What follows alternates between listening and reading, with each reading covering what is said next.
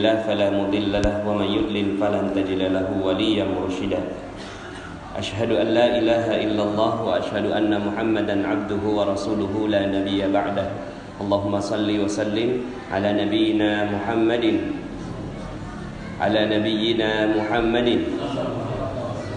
وعلى آله وصحبه وجنوده وأنصاره ومن جاهد في سبيله إلى يوم الدين. قال الله تعالى في القرآن الكريم أعوذ بالله من الشيطان الرجيم ومن يتق الله يجعل له مخرجا ويرزقه من حيث لا يحتسب صدق الله العظيم وصدق رسوله النبي الكريم ونحن على ذلك من الشاهدين ولا حول ولا قوة إلا بالله العلي العظيم. Alhamdulillah, segala puji bagi Allah yang memberikan nikmatnya kepada kita semua sehingga di malam puncak dari Ramadan, malam 27, sebagian besar dari seluruh negeri-negeri muslim biasanya di malam 27 adalah malam puncak karena memang ada sebuah hadis dari Rasulullah SAW. Jadi hadis tentang Lailatul Qadar ini ada beberapa menyebutkan bahwa terjadinya di 10 hari terakhir, makanya Rasulullah SAW beriktikaf. Kemudian ada yang menyebutkan terjadinya di malam ganjil, sehingga akhirnya di malam-malam ganjil biasanya ramai masjid. Kemudian ada juga yang hadis menyebutkan tentang di malam ke-27. Seandainya malam-malam yang lain tidak, maka malam 27 ini mau nggak mau mesti dipaksakan. Bagaimana caranya ya diatur sedemikian rupa sehingga akhirnya kita di malam 27 ini betul-betul beribadah kepada Allah Subhanahu wa taala. Sebenarnya janji Allah Subhanahu wa taala terhadap Ramadan sudah terlalu banyak. Cuma yang aneh adalah kenapa janji-janji itu tidak membuat umat Islam, khususnya umat Islam Indonesia itu bersemangat. Contohnya nggak bersemangat adalah semangatnya di awal saja, di akhirnya melempem. Ya, alhamdulillah kita bersyukur di masjid ini masih ramai, walaupun sudah pastinya juga lebih berkurang. Kita doakan semoga yang berkurang ini bukan karena melemahkan semangat, tapi karena sudah pulang kampung, ya. Sudah mudik. Tapi yang anehnya adalah janji-janji Allah ini udah banyak sekali, ya, terhadap Ramadan. Tapi kenapa kok terjadinya itu penurunan? Mungkin kalau diganti begini, kalau seandainya ya serius melaksanakan ibadah di bulan Ramadan maka dapat Fortuner 1. Seandainya serius di bulan Ramadan dapat rumah harganya 2 miliar. Seandainya serius di bulan Ramadan sampai akhir, maka sesiapa yang berhasil seperti itu maka dikasih jalan-jalan ke 20 negara di seluruh dunia. Kira-kira kalau seperti itu ramai nggak di masjid? Halo? Nggak muat ya? Sampai ke Agung Sok. Seandainya pahalanya seperti itu, ya, seandainya pahalanya seperti itu maka nggak akan pernah muat ini masjid. Tapi Bapak Ibu yang dirahmati Allah, percaya nggak? Begitu memang yang Allah janjikan. Begitu yang Allah janjikan. Allah nggak janjikan Ramadan ini untuk akhirat saja, tapi Allah janjikan Ramadan ini untuk dunia juga. Jadi kalau seandainya ada yang tahu betul tentang Ramadan, maka betul-betul dijagain di Ramadannya. Dijagain betul-betul sampai akhir. Makin 10 hari terakhir ditinggalin semuanya, dia fokus di Ramadan. Kenapa? Karena pahalanya adalah pahala yang sifatnya dunia juga. Ya. Seandainya kita tahu tentang itu, ya, jadi kalau seandainya nih, ya, nanti di ujung ceramah saya nanti sedikit saya mau hipnotis ya, boleh ya Bapak Ibu ya? Yang punya utang lunas semua insya Allah. Ya, ini kan malam 27 kan? Malam 27 ini ajaib Bapak Ibu ya. Nanti saya akan buat atraksi lah di jam 8 insya Allah. Ya. Jadi kalau seandainya tahu betul tentang ketakwaan, tahu betul tentang Ramadan, maka nggak mungkin umat Islam miskin, nggak mungkin. Umat Muslim nggak mungkin miskin. Nggak mungkin terjadi pengusiran luar Batang di Jakarta, nggak mungkin. Nggak mungkin punya utang, nggak mungkin terusir dari rumah kontrakan, nggak mungkin berbagai masalah muncul kalau benar-benar memahami tentang konsep Islam dengan baik. Memahami konsep Islam dengan baik kan gini, kita berpikir Islam, ya, kalau apa konotasinya Islam? Islam tuh miskin, jorok, ya, kemudian tak berpendidikan, buang sampah sembarangan, betul? Ini yang di kepala kita kalau bicara tentang Islam. Ya. Kalau bicara tentang Barat, jaya, bersih, rapi, kotaknya luar biasa, ya. Itu yang terbayang di kepala kita. Padahal yang harusnya terjadi adalah kalau dia sudah masuk Islam, udah nggak mungkin miskin, nggak mungkin punya utang, nggak mungkin punya masalah, semuanya masalah beres. Allah semua yang beresin, masya Allah. Seandainya tahu betul tentang konsep ini. Jadi yang selama ini kita pahami adalah kalau udah masuk Islam dapatnya nanti di akhirat, di dunia kagak dapat. Kata siapa? Di dunia dapat juga. Kalau nggak dapat di dunia, yang salah bukan Allah, yang salah kita.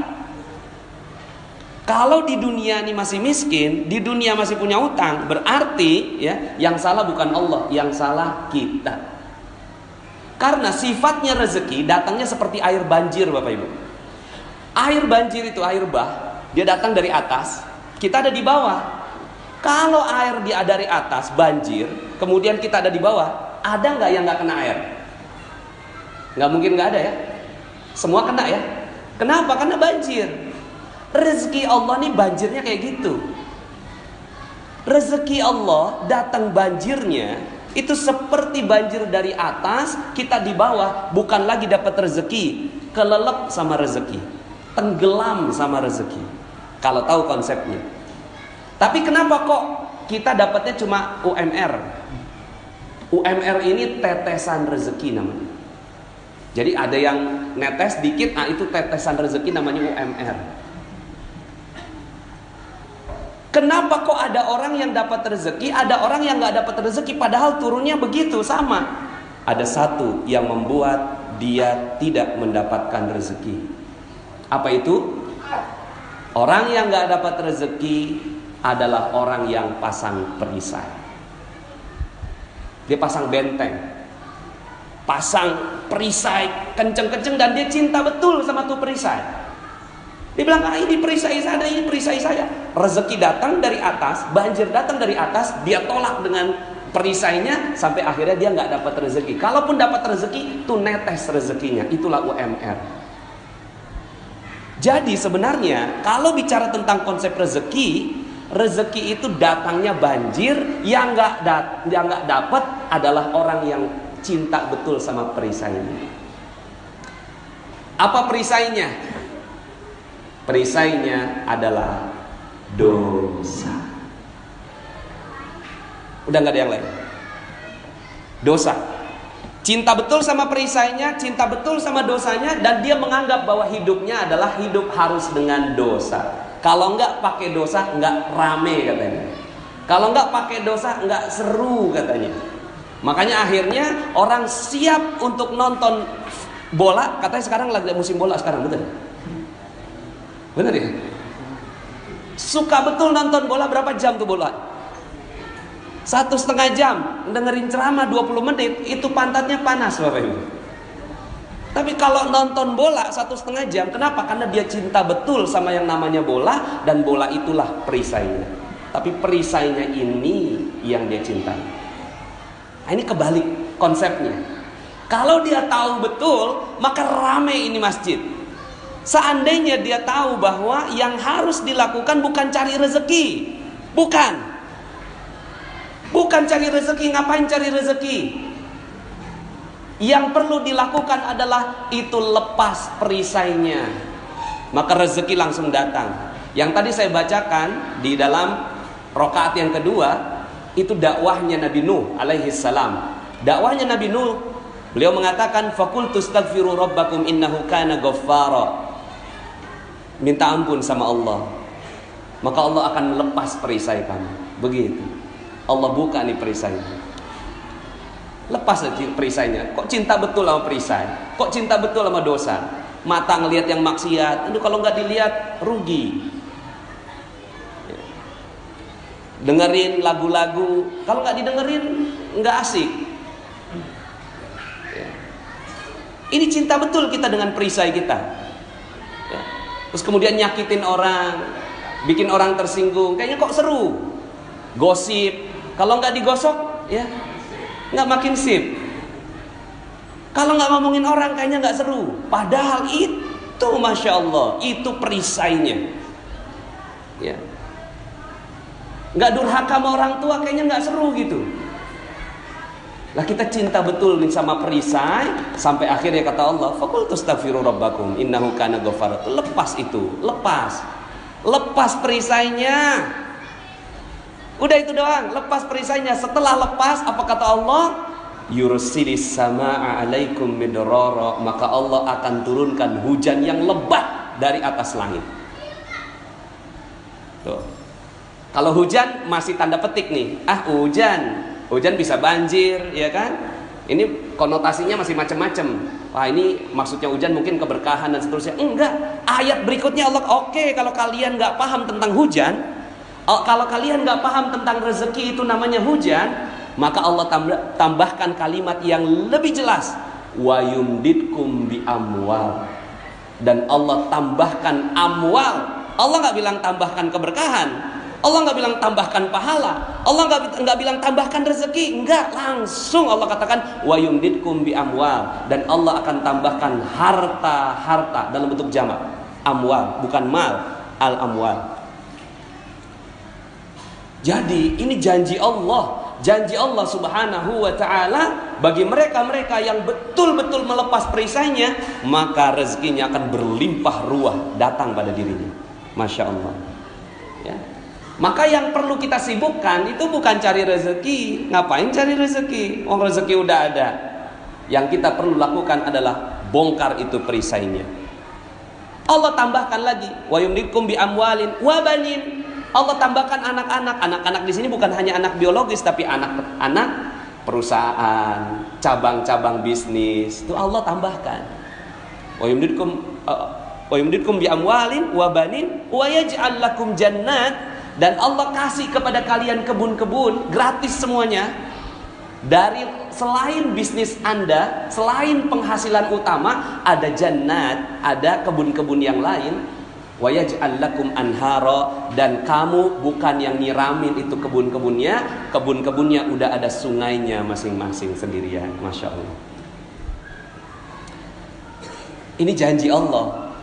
Cuma sekarang pertanyaannya, ya, kan udah di Allah bilang nih, siapa yang bertakwa, siapa yang lepas perisainya, akan Allah kasih Fortuna, rumah 2 miliar, jalan-jalan ke 20 negara. Masih ada yang belum mau? Masih ada yang belum mau? Bingung. Apa iya cuma begitu doang? Lah iya begitu. Begitu. Makanya kenapa Umar bin Khattab radhiyallahu anhu penghasilannya 233 miliar per bulan. Itu Umar bin Khattab radhiyallahu anhu. Hartanya dalam kitab Fikih Ekonomi Umar bin Khattab radhiyallahu anhu, Dr. Jarima mengungkapkan, beliau punya 70.000 ladang pertanian, masing-masing ladang pertanian harganya 160 juta. Jadi kalau dikalikan sekitar 11,2 triliun itu hartanya Umar bin Khattab radhiyallahu anhu. Ya. Tapi dengan sebegitu kayanya Umar, beliau sudah masuk sampai tahap selanjutnya dari kekayaan, yaitu udah nggak butuh kekayaan. Kekayaan datang, udah banjir, lalu kemudian dia katakan, oke, bukan ini yang aku inginkan surga. Tapi tahap pertamanya dapat harta dulu. Dapat harta, lalu kemudian setelah itu, aduh, ini udah mabok nih, 233 miliar per bulan, Pak. Kalau Bapak Ibu sekarang dapat 233 miliar per bulan, ngapain? Insya Allah. Oke lah, kalau itu udah nggak ada sekarang, udah nggak ada tuh 233 miliar, udah nggak ada, cuma sejarah doang mencatat. Sekarang ini sahabat yang lain yang namanya Utsman bin Affan radhiyallahu anhu, orangnya udah nggak ada. Orangnya udah nggak ada. Kapan nggak adanya? 1400 tahun yang lalu. Udah nggak ada 1400 tahun yang lalu. Sekarang rekeningnya masih hidup.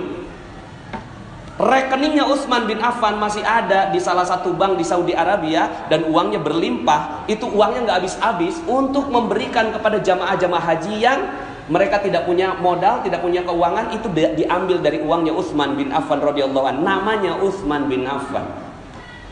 Sampai sekarang sumurnya masih ada.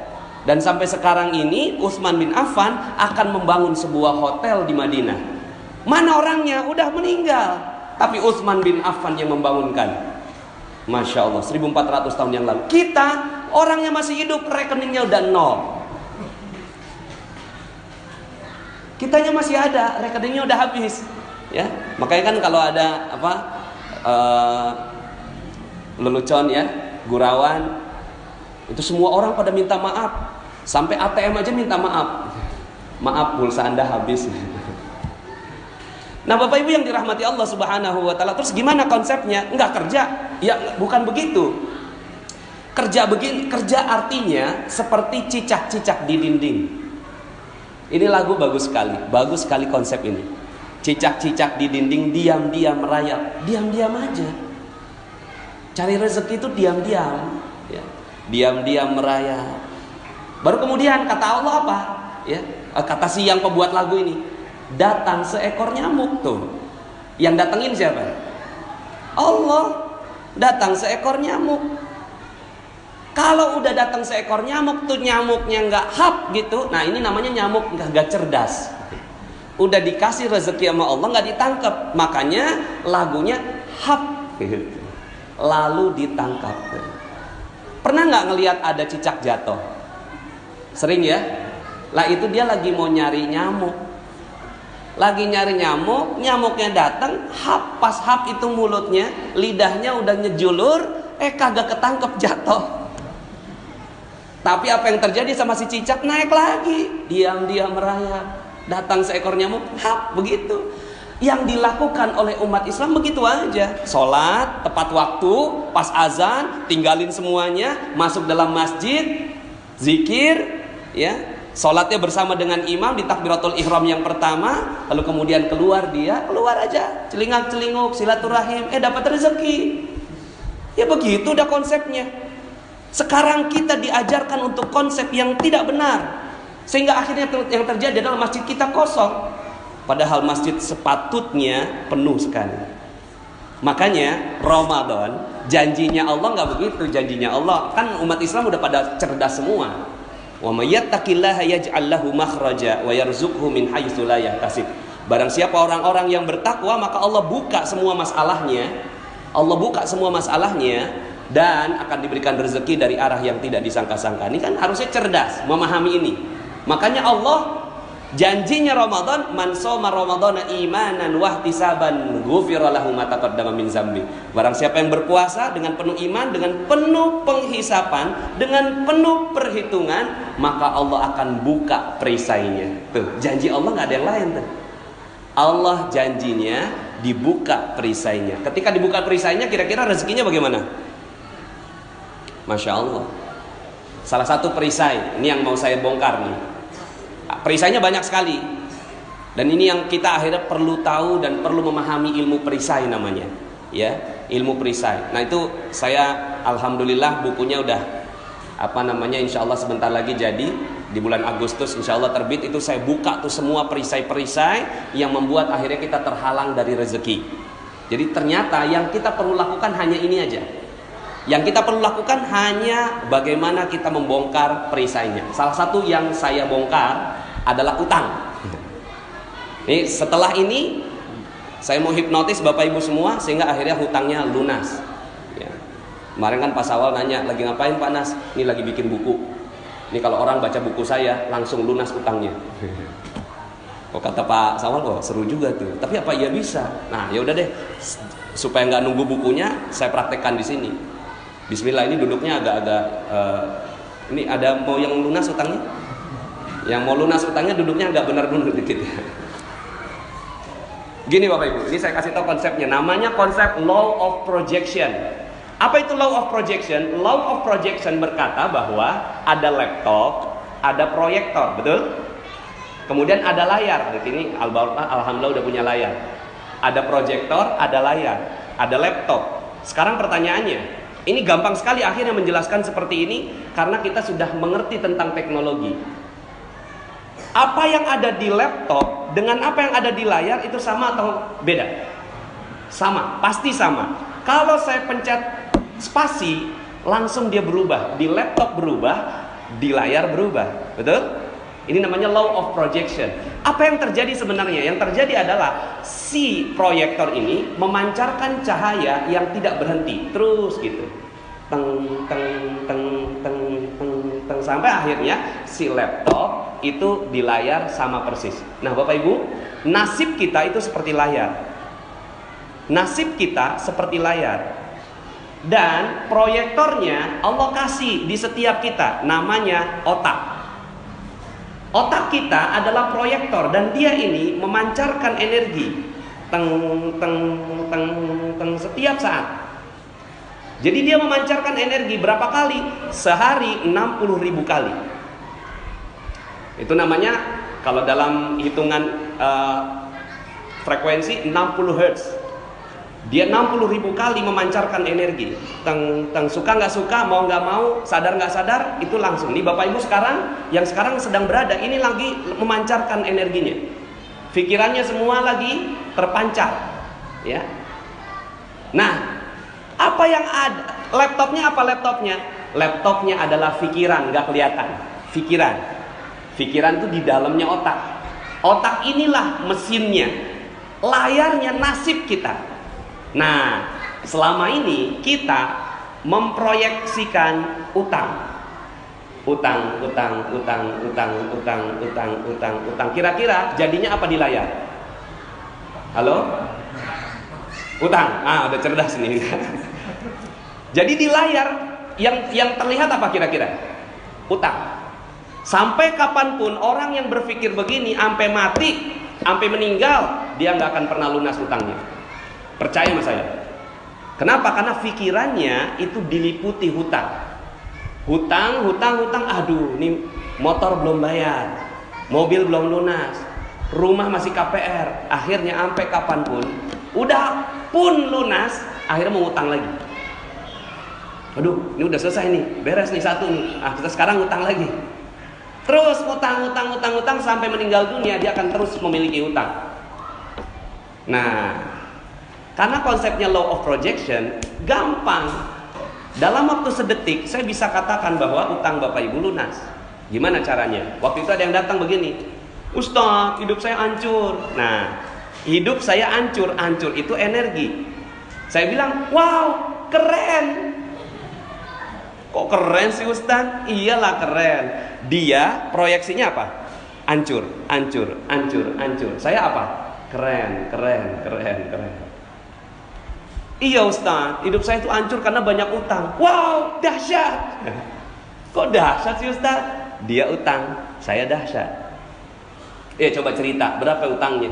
200 juta Ustadz. Wah, keren banget. Luar biasa nih, ya. Kok luar biasa Ustadz, ini saya udah mau dipenjara nih gara-gara punya utang ini. Gini loh, zaman sekarang ini ya.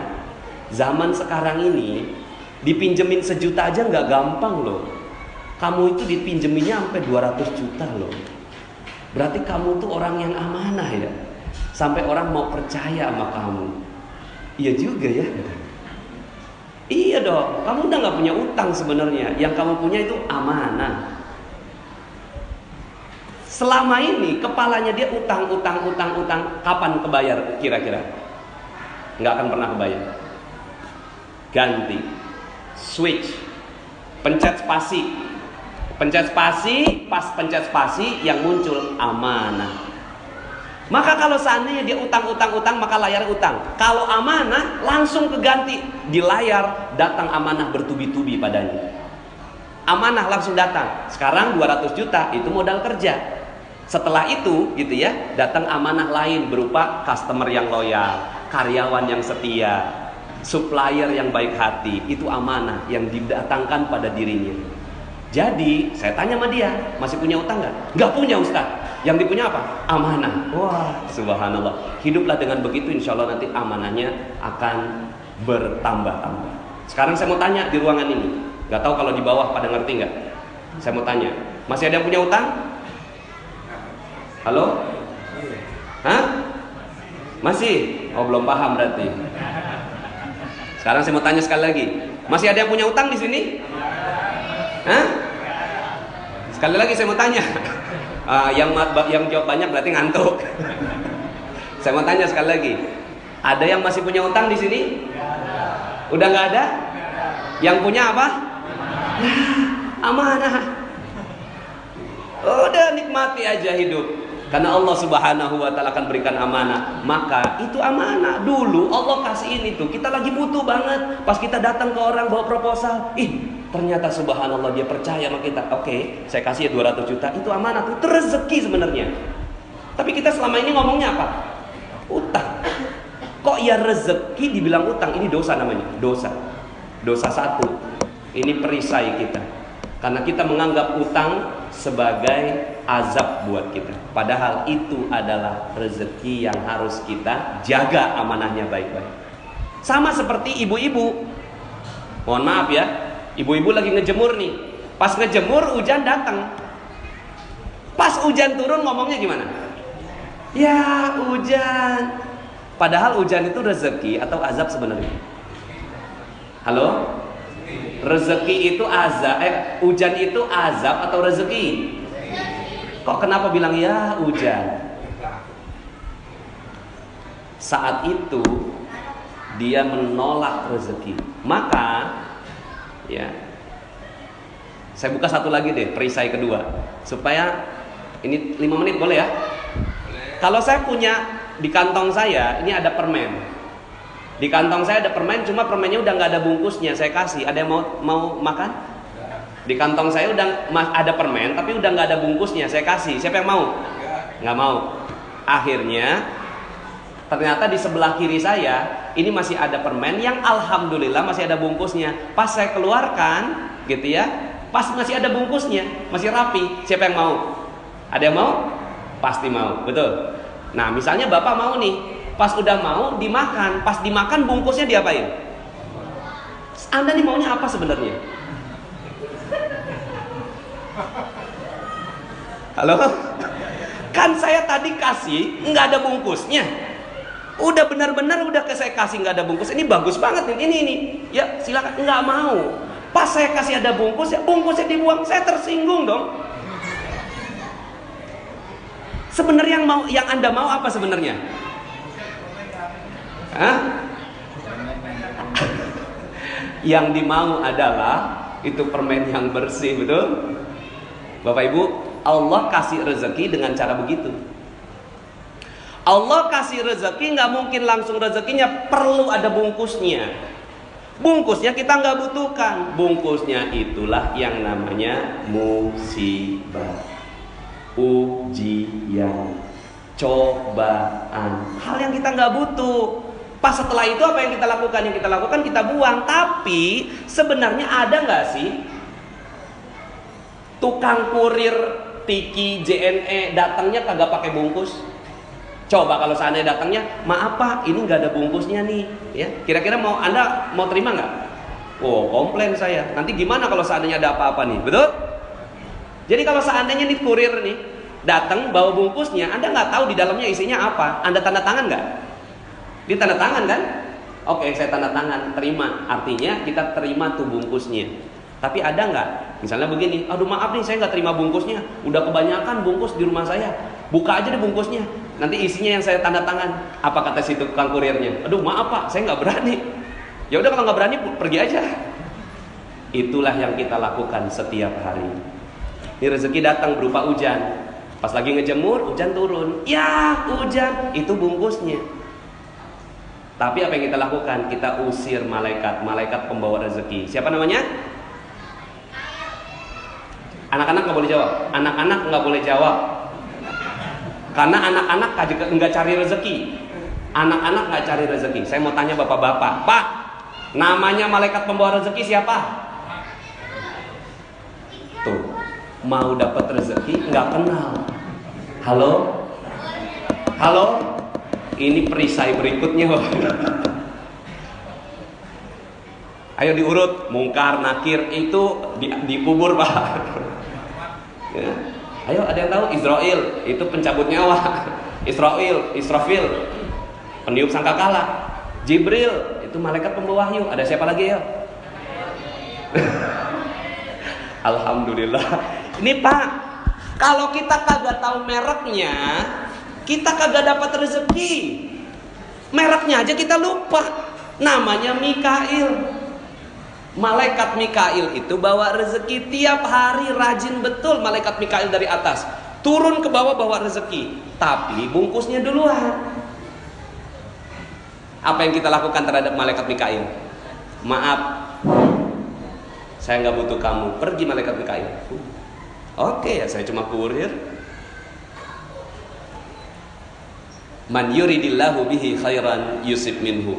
Barang siapa yang mau Allah kasih rezeki, Allah kasih musibah terlebih dahulu. Nah, ini kita nggak tahu nih. Tuh, rezeki kita apain selama ini? Kita mengeluh, ya, kita nggak suka dan seterusnya. Nah, ini baru 2 perisai saya buka, udah enteng. Sekarang saya mau tanya, masih ada yang punya utang di sini? Halo? Masih ada yang punya utang? Inilah ceramah paling cepat ngelunasin utang orang. Ada jalanan macet nggak di Jakarta? Halo? Hah? Halo, ada jalanan macet nggak di Jakarta? Di Jakarta? Ini orang mudik semua. Di Jakarta ada jalanan macet nggak? Nggak ada ya? Adanya penuh. Kalau macet, kita tuh lagi memproyeksikan macet, maka kita lagi berdoa, ya Allah macetkan hidupku, macetkan rezekiku, macetkan kebahagiaanku, macetkan keharmonisanku. Tuh, baru urusan macet semua rezeki hilang. Coba, gara-gara urusan macet, jalanannya yang macet, ya, itu padahal bungkusnya tuh jalanan macet. Yang terjadi kita lagi doa, coba ganti dengan penuh. Apa yang terjadi? Kita lagi doa, ya Allah penuhkan rezekiku, penuhkan kebahagiaanku, penuhkan keharmonisanku, penuhkan seluruhnya ya Allah. Masya Allah. Maka apa yang terjadi? Penuh dah. Di layar yang jadi penuh. Jadi ada nggak jalanan macet di Jakarta? Wow, luar biasa. Enak, udah tenang. Pas jalan, ya sebelah kita, jalanannya macet, penuh. Macet kali, penuh. Macet, penuh. Nggak dengerin ceramah sih kemarin. Bapak Ibu yang dirahmati Allah Subhanahu wa taala, hidup ini terlalu indah. Kenapa nggak indah? Karena kita pegang perisai kita. Perisai itu namanya dosa. Lah dosa itu yang kita mau hancurkan di bulan suci Ramadan. Ini malam 27, kalau kita tahu dosanya diangkat oleh Allah. Dosa kita berapa banyak kemarin? Yang hidup dari umur tahun, mungkin yang baliknya 11 tahun, sekarang ini umur 51 tahun, berapa tahun tuh dosanya? 40 tahun. 40 tahun dosa. Berdosa terus 40 tahun. Terus Allah turunkan Lailatul Qadar.